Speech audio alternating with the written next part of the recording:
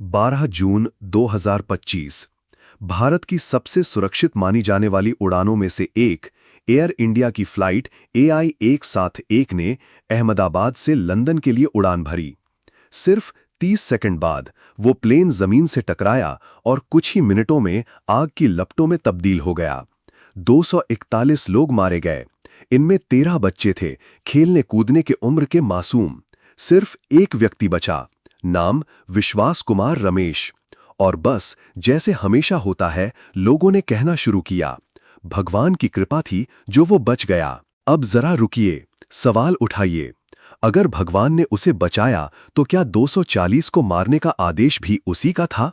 क्या वो 13 बच्चे उस कृपा के लायक नहीं थे? या फिर हम हर बार वही कहानी दोहराते हैं जिससे हमें जवाब नहीं, तसल्ली मिलती है। लाखों सालों से इंसान ईश्वर को खोज रहा है, लेकिन जब जवाब नहीं मिला तो खुद ही एक काल्पनिक शक्ति गढ़ ली, भगवान।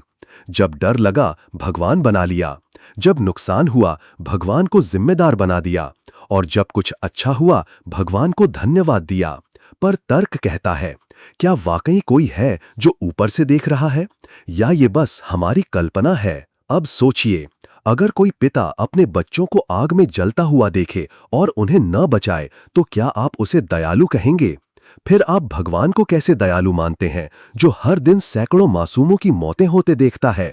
कभी सड़क हादसे में, कभी भूकंप में, कभी भूख से, कभी प्लेन क्रैश में। और हम कहते हैं भगवान की मर्जी थी। असल में भगवान एक विचार है, एक मनोवैज्ञानिक सहारा। जब हमारे पास उत्तर नहीं होते तो हम भगवान की मर्जी कहकर अपने मन को शांत कर लेते हैं। जब बच्चा मरता है, कहते हैं ईश्वर की लीला अपार है। जब बीमारी होती है, कहते हैं ये उसके कर्मों का फल है। जब प्लेन क्रैश होता है, कहते हैं उसे ऊपर बुला लिया गया।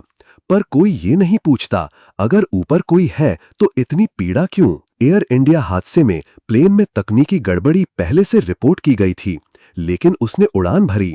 क्या भगवान ने उस तकनीकी खराबी को ठीक नहीं किया? क्या भगवान ने चेतावनी नहीं दी?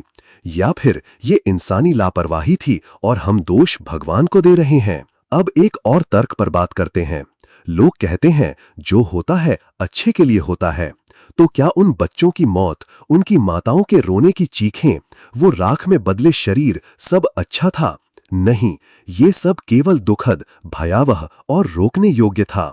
पर हम ईश्वर की कहानियों से अपने सवालों को दबा देते हैं, क्योंकि सच कठोर होता है और धर्म मीठा झूठ। अब कल्पना कीजिए, अगर हम भगवान को बीच से हटा दें तो क्या होगा?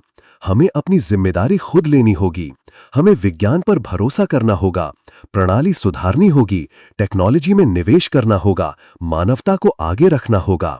कोई आकाश से आकर हमें नहीं बचाएगा, हम ही अपने भगवान हैं। एयर इंडिया हादसे को अगर हम एक धार्मिक चश्मे से नहीं, बल्कि वास्तविकता की नजर से देखें तो शायद हम अगला हादसा रोक सकें।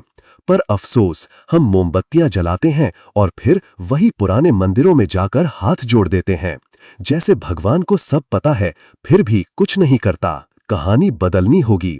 अब वक्त है धर्म से नहीं, तर्क से सोचने का। क्योंकि अगर भगवान होते तो शायद आज वो 13 बच्चे हंस रहे होते, वो माएं अपने बच्चों को सीने से लगाए होती, वो 241 लोग घर पहुंच चुके होते। लेकिन ऐसा नहीं हुआ। तो अब भी क्या आप मानते हैं कि कोई है ऊपर, या अब आप तैयार हैं सच को स्वीकारने के लिए?